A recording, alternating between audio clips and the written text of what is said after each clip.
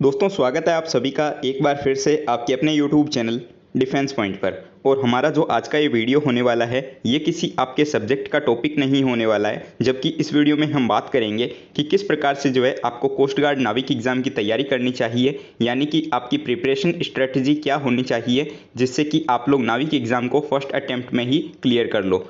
तो वीडियो को पूरा ज़रूर से देखिएगा, बिल्कुल भी स्किप आपको इस वीडियो को नहीं करना है। लेकिन वीडियो शुरू करने से पहले बोलना चाहूँगा कि अगर आप लोग हमारे चैनल पर पहली बार आए हैं और कोस्ट गार्ड नाविक एग्ज़ाम की तैयारी कर रहे हैं तो चैनल को सब्सक्राइब कर लें और बेल आइकन को प्रेस कर लें ताकि आप लोगों को हमारे द्वारा दिए जाने वाले सभी लेटेस्ट अपडेट्स मिलते रहें। दोस्तों मिशन कोस्ट गार्ड नाविक 01 2022 बैच के लिए जो है मैं आज आपको स्ट्रेटजी बताने वाला हूं, यानी कि आपको कुछ प्रिपरेशन की टिप्स देने वाला हूं, उनको ज़रूर से फॉलो कीजिएगा जो कि आपके लिए काफ़ी बेनिफिशियल होने वाली है। ठीक है, तो चलिए शुरू करते हैं वीडियो बिना किसी देरी के।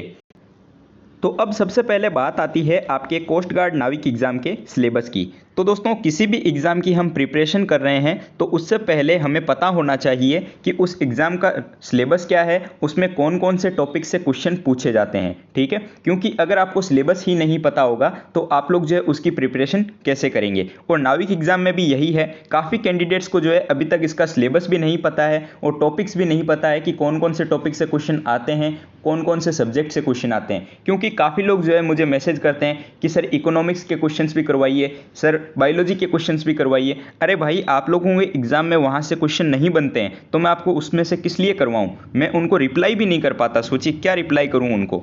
तो इसलिए सबसे पहले बात आती है सिलेबस की। तो भाई आप लोगों को जो है अपने नाविक जीडी, डीबी और यांत्रिक, इनमें से आप जिस एग्ज़ाम की भी प्रिपरेशन कर रहे हो तो उसके सभी सिलेबस के टॉपिक्स और सब्जेक्ट्स जो है आपके कंप्लीट होने चाहिए, यानी कि आपको ध्यान में होना चाहिए कि भाई आपके यहाँ से क्वेश्चन बनते हैं। ठीक है, अगर आपको नहीं पता है कि कौन कौन से सब्जेक्ट में कौन कौन से टॉपिक से क्वेश्चन आते हैं और किस सब्जेक्ट से कितना वेटेज रहता है आपके एग्जाम में, तो भाई आप लोग जो है सिलेबस की PDF चेक कर सकते हो, मैंने टेलीग्राम ग्रुप में प्रोवाइड करवा दी है। अगर आप लोग टेलीग्राम ग्रुप पर नहीं जुड़े हुए हो तो भाई लिंक जो है आपको वीडियो के नीचे डिस्क्रिप्शन बॉक्स में दी गई है। इसके अलावा आप लोगों को स्क्रीन पर भी यूज़र नेम दिख रहा होगा, आप लोग इसको सर्च करके टेलीग्राम ग्रुप में ऐड हो सकते हो।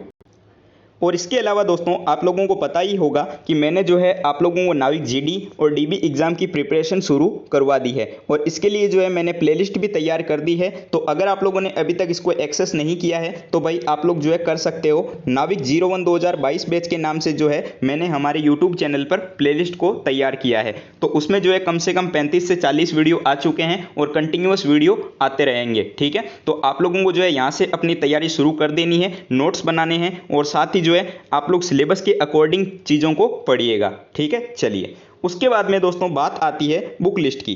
तो किसी भी एग्जाम की तैयारी के लिए ज़रूरी होता है आपके पास में एक अच्छी बुक होना, यानी कि सफिशिएंट बुक होना। ठीक है, तो देखिए अगर आपके पास में नेवी, एयरफोर्स वगैरह की पुरानी बुक्स है तो आप उनसे काम चला सकते हो। ठीक है, अपने सिलेबस के अकॉर्डिंग उनमें से टॉपिक्स देख करके काम चला सकते हो, आपकी नई बुक लेने की आपको ज़रूरत नहीं पड़ेगी। लेकिन काफ़ी भाई लोग ऐसे भी हैं जिनके पास में अभी वो बुक्स नहीं है या फिर जो है वो बहुत पुरानी बुक्स है, तो वो लोग क्या करेंगे।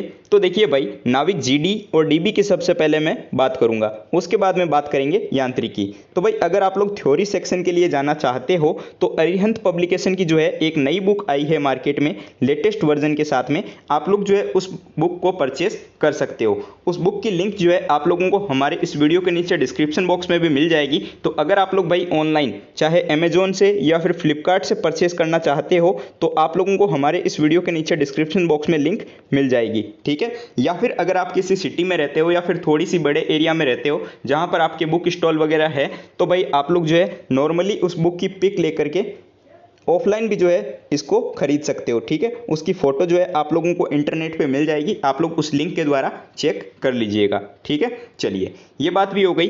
अब दोस्तों बात आती है आपके यांत्रिक वालों के लिए। तो भाई यांत्रिक वालों के लिए बुक जो है मैंने आप लोगों को वीडियो के नीचे डिस्क्रिप्शन बॉक्स में लिंक प्रोवाइड करवा दी है, आप लोग वहाँ से उस बुक को ले सकते हो। क्योंकि आपकी जो बुक्स होती है वो मार्केट में थोड़ी नहीं मिलती है, यानी कि इजीली अवेलेबल नहीं हो पाती है, बड़ी बड़ी सिटी में ही आपको मिलेगी। लेकिन जो गांव वगैरह के एरिया में रहते हैं या फिर थोड़े से बड़े एरिया में रहते हैं उनको भाई यांत्रिक वालों को बुक नहीं मिलती है, तो आप लोग भाई ऑनलाइन के लिए जा सकते हो। लेकिन नाविक जीडी और डीबी की बुक जो है आप लोगों को इजीली ऑफलाइन स्टोर पर भी मिल जाती है, तो आप लोग वहाँ से परचेस कर सकते हो। अगर फिर भी नहीं मिलती तो आप लोग जो है ऑनलाइन जा सकते हो। ठीक है, चलिए अब बात आती है दोस्तों मेजर सब्जेक्ट्स पे फोकस करने की। तो क्या होता है कि आप लोग जो है सिलेबस को देखते नहीं हो, टॉपिक्स को समझते नहीं हो और वेटेज नहीं देखते हो कि एग्जाम में जो है कहाँ से ज़्यादा क्वेश्चन आते हैं, किस सब्जेक्ट से कितने मार्क्स के क्वेश्चन बनते हैं। बस अगर आपने जीके पढ़ना शुरू कर दी तो भाई जीके को ही घिस रहे हो, ठीक है। या फिर अगर आपने रीजनिंग शुरू कर दी तो आप लोग जो है एग्जाम आने तक रीजनिंग को ही पढ़ रहे हो। चाहे किसी भी सब्जेक्ट का आपका अगर ऐसी बात की जाए तो क्या होता है कि काफ़ी लोग जो है ऐसा ही करते हैं, लेकिन आपको बिल्कुल भी ऐसा नहीं करना है। प्रॉपर हर सब्जेक्ट पे ध्यान देना है, चाहे वो आपका इंग्लिश हो, मैथ्स हो, रीजनिंग हो या फिर साइंस हो, ठीक है। अब देखिए मैं आपको बता दूं कि आपके नाविक, जीडी, डीबी और यांत्रिक, इन तीनों में जो सेक्शन 1 होता है वो कॉमन होता है। इसमें आपके 5 सब्जेक्ट पूछे जाते हैं और 60 मार्क्स का वेटेज जो है इसमें रहता है, ठीक है। देखिए सबसे पहले बात आती है मैथ्स की। तो मैथ्स जो है वो भाई आपके 20 मार्क्स की आती है सेक्शन 1 में, ठीक है। उसके बाद में इंग्लिश, तो इंग्लिश जो है ये भाई आपके 15 मार्क्स की पूछी जाती है, ठीक है। चलिए उसके बाद में देखिए रीजनिंग। तो अगर रीजनिंग की बात की जाए तो रीजनिंग जो है सबसे इजी सब्जेक्ट माना जाता है और ये जो है भाई 10 मार्क्स की ओनली आपके एग्जाम में आती है, ठीक है। और उसके बाद में बात आती है साइंस की। तो साइंस में जो है आपको पता ही है कि न्यूमेरिकल्स के क्वेश्चन ज़्यादा पूछे जाते हैं आजकल नाविक एग्जाम में। तो मैंने जो है भाई आपको न्यूमेरिकल्स भी करवाए हैं काफ़ी वीडियोज़ में, तो उनको भी आप लोग देख सकते हो, ठीक है। और 10 मार्क्स की साइंस जो है वो आपके आने वाली है। और बायोलॉजी आपके एग्जाम में नहीं आती है तो आप लोग भाई उस पर फोकस मत कीजिएगा। ऐसा नहीं कि आप लोग साइंस में केमिस्ट्री और बायोलॉजी भी शुरू कर दें, तो भाई फिजिक्स के पोर्शन पर ज़्यादा ध्यान दीजिएगा जो टॉपिक्स आपके सिलेबस में दिए हुए हैं, ठीक है। चलिए उसके बाद में सबसे लास्ट में बात आती है आपके जीके और जीएस के सेक्शन की। तो भाई जीके जीएस जो है वो आपके एग्जाम में सिर्फ 5 मार्क्स का आने वाला है। कितने का? 5 मार्क्स का। उसमें से भी जो भी टॉपिक्स हैं वो उनके ऊपर मैंने वीडियोस आपको बना दिए हैं, तो भाई आप लोग जो है उनको चेक कर सकते हो, या फिर जो भी मैं आपको जीके जीएस के वीडियोस प्रोवाइड करवाऊंगा बस आप लोगों को उतना देख लेना है और कुछ भी ज़्यादा ज्ञान नहीं देनी है। और करंट अफेयर्स का आपके एग्जाम में सिर्फ एक क्वेश्चन आएगा। और काफ़ी लोग जो मुझे बोलते हैं कि सर आप करंट अफेयर्स भी करवाया करो, तो देखिए भाई आपके लिए उतना टाइम नहीं है। आपके एग्जाम में जो है सिर्फ करंट अफेयर्स का एक टॉपिक आएगा। अब 1 मार्क्स के लिए जो है हम लोग इतना सारा सिलेबस छोड़ करके सिर्फ करंट अफेयर्स पे फोकस नहीं कर सकते, ठीक है। तो करंट अफेयर्स आप लोग छोड़ दो, मेजर सब्जेक्ट्स जो भी हैं जैसे कि मैथ, इंग्लिश, रीजनिंग, साइंस, इन पे आप लोग फोकस करो, ठीक है। चलिए ये बात आपकी क्लियर हो गई कि आपको जो है भाई मेजर सब्जेक्ट्स जो भी हैं उनके ऊपर फोकस करना है। चलिए अब भाई बात आती है आपके नाविक जीडी वाले कैंडिडेट्स के लिए, ठीक है। यानी कि नाविक जीडी वाले क्या क्या टॉपिक्स पढ़ें, कैसे पढ़ें। तो भाई सबसे पहले बात आती है मैथमेटिक्स की। तो भाई मैथ्स जो कि आपके 11th और 12th लेवल की होने वाली है, जो कि आप लोगों ने साइंस में पढ़ी होगी, ठीक है पहले। तो देखिए 25 मार्क्स की जो है सेक्शन 2 में मैथ्स आती है आपके भाई, ठीक है। टोटल 50 मार्क्स का होता है सेक्शन 2, जिसमें 25 मार्क्स की मैथ होती है और 25 मार्क्स की जो है आपके फिजिक्स रहती है, ठीक है। अब देखिए भाई आपको सबसे ज़्यादा टॉपिक्स कौन से करने हैं, तो आप लोगों को जो है प्रीवियस ईयर्स के हिसाब से तैयार करने हैं टॉपिक, ठीक है। यानी कि जो टॉपिक्स आपके सबसे ज़्यादा पूछे गए हैं लास्ट बार एग्जाम में ऑनलाइन में, वो टॉपिक्स आपको कवर करने हैं। अगर आपको नहीं पता है तो आप लोग हमारी वेबसाइट चेक कर सकते हो, उस पर आप लोगों को मिल जाएंगे कि कौन कौन से टॉपिक्स जो है आपको ज़्यादा पूछे गए थे लास्ट टाइम जब एग्जाम हुआ था, ठीक है। चलिए सेम यही बात जो है भाई फिजिक्स पे भी अप्लाई होती है। अब देखिए फिजिक्स जो है वो आपके 12th से ज़्यादा पूछी जाती है, 11th से बहुत कम आती है, ठीक है। 11th के टॉपिक्स बहुत कम है लेकिन 12th के टॉपिक्स ज़्यादा हैं। और आपकी जो नाविक जीडी की फिजिक्स होती है वहाँ पर देखिए 25 मार्क्स की आपको फिजिक्स देखने को मिलेगी। और यहाँ पर भी जो है आपको भाई सिलेक्टेड टॉपिक्स करने हैं। ऐसा नहीं है कि पूरी फिजिक्स आप लोग चाट लें, ऐसा नहीं होता है, ठीक है। बस वो सब्जेक्ट में वो टॉपिक्स कवर कीजिए जहाँ से हमेशा क्वेश्चन बनते हैं। स्मार्ट वर्क करना सीखिए भाई, ठीक है। क्योंकि रट रटा के आप लोग सिलेक्शन नहीं ले सकते, लेकिन चीज़ों को समझ करके स्मार्ट वर्क करके जो है आप लोग सिलेक्शन ले सकते हो। तो भाई स्मार्ट वर्क करने की आपको बहुत ज़्यादा ज़रूरत है, क्योंकि फिर आप लोग बोलते हो कि सर सिलेबस के बाहर आ गया, आपके टॉपिक्स में से नहीं आया, तो ऐसा नहीं होता है। आपको जो है थोड़ा सा स्मार्टली भी काम करना पड़ेगा। चलिए उसके बाद में मैंने फिर से ये टॉपिक लिया है यहाँ पे, choose selected and important topics. Smart work करना सीखो, क्योंकि देखिए ऐसे तो भाई सबको ही रटते हैं, एग्जाम की तैयारी सबको ही करता है, लेकिन आप कितना डिफरेंट करते हो दूसरों से और कितना अच्छे से करते हो वो चीज़ डिपेंड करती है, ठीक है। क्योंकि सब कोई तो सिलेक्शन नहीं ले सकता ना। अब जैसे कि आपके नाविक जीडी में या फिर डीबी में अगर बात की जाए तो 200-300 सीटें करीब है टोटल मिला के। तो भाई अब सब तो सिलेक्शन नहीं ले सकते। सिलेक्शन कौन लेगा? जो अच्छे से प्रिपरेशन करेगा और स्मार्टली वर्क करेगा, ठीक है, और जिसकी ज़्यादा प्रैक्टिस हुई रहेगी, ठीक है। तो वही तो सिलेक्शन लेंगे ना, बिल्कुल सही बात है। चलिए उसके बाद में दोस्तों बात आती है प्रैक्टिस की। तो अब देखिए मैं आपको जो भी क्वेश्चंस करवाता हूँ वो आपके प्रैक्टिस सेट्स के क्वेश्चन है, ठीक है।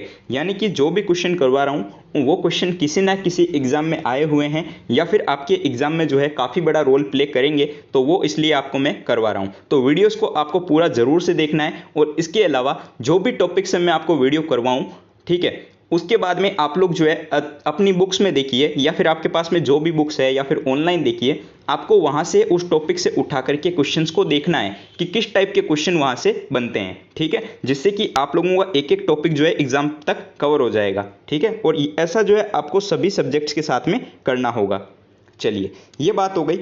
उसके बाद में दोस्तों बात आती है प्रैक्टिस सेट्स की।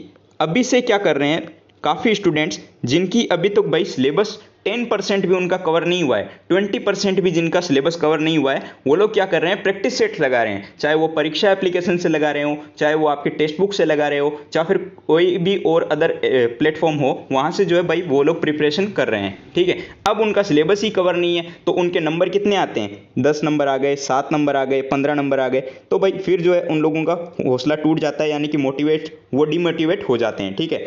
60 में से भाई अगर आपके 10 नंबर आ रहे हैं तो जाहिर सी बात है कि भाई आप डिमोटिवेट हो जाएंगे। लेकिन आप लोग ये भी तो सोचिए कि आपका सिलेबस ही कवर नहीं है, आपको यही नहीं पता है कि कौन से टॉपिक से कितने क्वेश्चन बन रहे हैं, आपका पूरा प्रिपरेशन ही नहीं हो रखा है, तो आप लोग कैसे प्रैक्टिस सेट दे सकते हो भाई।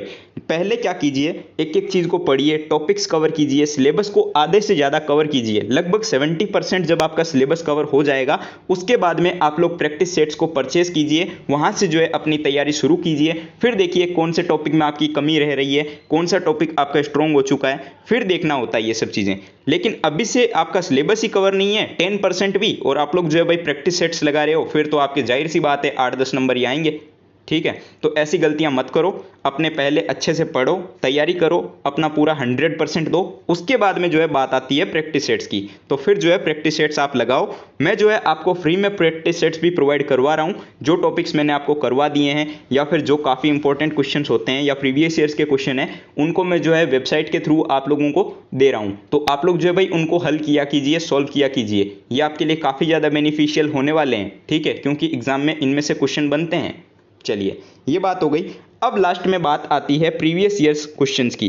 तो देखिए सारे प्रीवियस ईयर्स क्वेश्चंस प्रोवाइड करवा पाना मुश्किल है, क्योंकि क्या होता है ना कि एग्जाम ऑनलाइन होता है, तो हमें जो है नहीं पता होता है कि सारे कौन कौन से क्वेश्चन आए थे। जो स्टूडेंट्स को याद होते हैं या फिर जो स्टूडेंट्स ने हमें पहले बताए होते हैं उनको हम लोग नोट करके रखते हैं, तो उन्हीं क्वेश्चंस को जो है या फिर उसी टाइप्स के जो क्वेश्चन होते हैं वो हम जो है आपको प्रोवाइड करवाते हैं।